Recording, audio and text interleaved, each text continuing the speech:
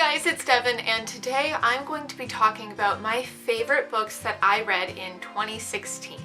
So I know it's a little late for me to be doing this video because everybody else has already posted their video, but I still wanted to get mine in there before February came and it was really too late to post my video. So I did not read a lot in 2016, but I found that what I read was actually pretty good, and I did actually narrow down the amount of books I read to 7 of my favorites. And I think this is the first time in the history of my channel that I've made a list that has actually been in an order. Like, this actually goes from the best book to the worst book that I read. Still, the worst book that I read is like the worst of the best, so it's still pretty good.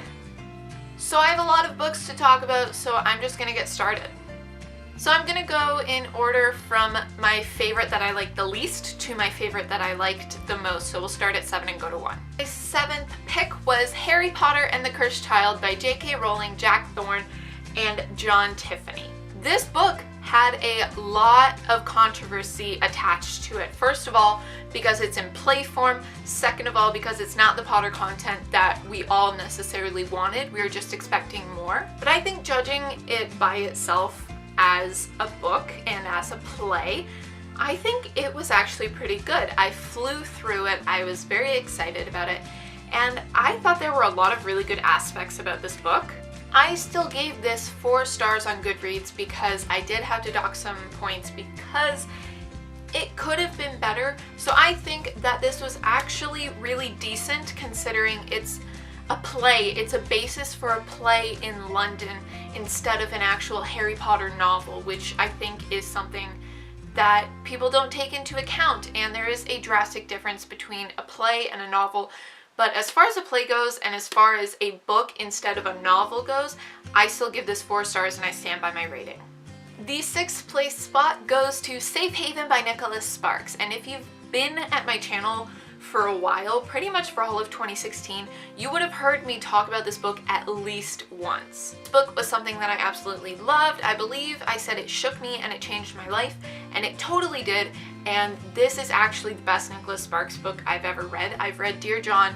I think I read like half of the last song, and then I read this one, and I've said it since I started reading this book that this is very different from anything that Nicholas Sparks has ever written. It's got that thriller aspect to it, and I'm looking forward to reading more of his thriller novels, so I'm hoping he writes more. It's a beautiful love story. I gave this 5 out of 5 stars, and I totally stand by that rating.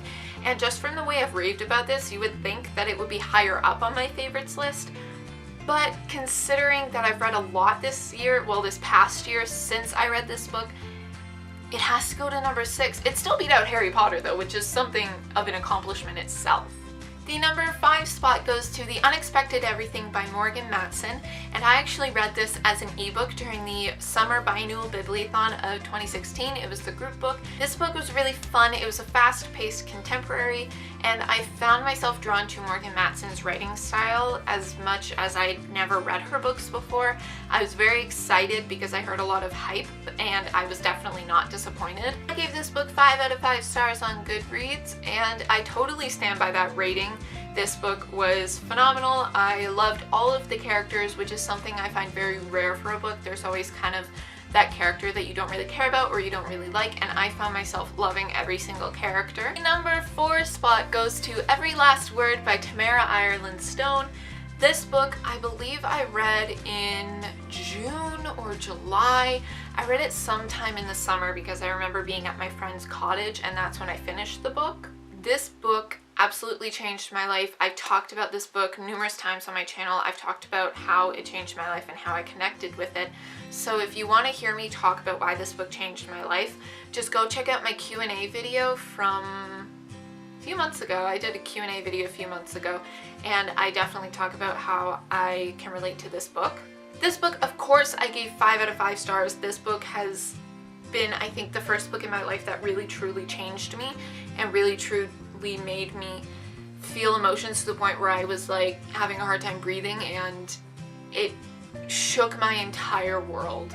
The book that takes the number 3 spot on my list is Scrappy Little Nobody by Anna Kendrick. I don't normally read biographies, I don't normally read nonfiction books, but I had to read this book because Anna Kendrick is one of my favorite celebrities. I think she's incredible, and I knew that her book would be amazing, and I was so not disappointed. I do have a copy of the book, like a physical hard copy. I'm just lending it out to a friend right now. This book doesn't really have a synopsis. It's basically just a biography of sorts of Anna Kendrick's life from childhood to where she is in her life right now, and it kind of chronicles her whole journey to becoming an actress and becoming a successful actress, which she is right now. But it's not just focusing on acting, it's focusing on her entire life. She talks about boys, she talks about fashion, she talks about the movies that she was in, obviously, and I just found it really inspiring. Of course, I gave this book 5 out of 5 stars on Goodreads. I picked it up the day it came out. I had been anticipating this book for months. As you guys know, I'm not very caught up with what books are coming out when, but this is one that I was waiting for and I was anticipating, and I picked it up the day it came out. We're down to the top 2 books that I read in 2016, and these were more towards the end of the year, which might cloud my judgment, but still thinking back, I definitely agree with this. And the book that came in second, the book that takes the number 2 spot on my list, is City of Lost Souls by Cassandra Clare, and this novel was an unexpected favorite for me.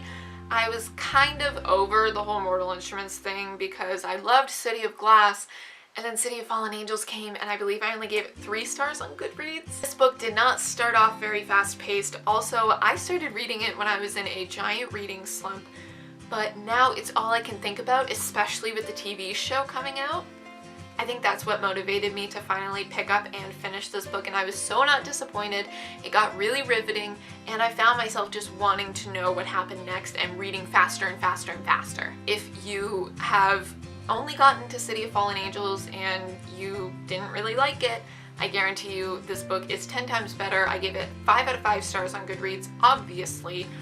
But it's something that I really, really enjoyed, and it made me really, really excited to pick up City of Heavenly Fire, which I have yet to pick up, but I want to soon so I can be caught up before the show airs any spoilers for it.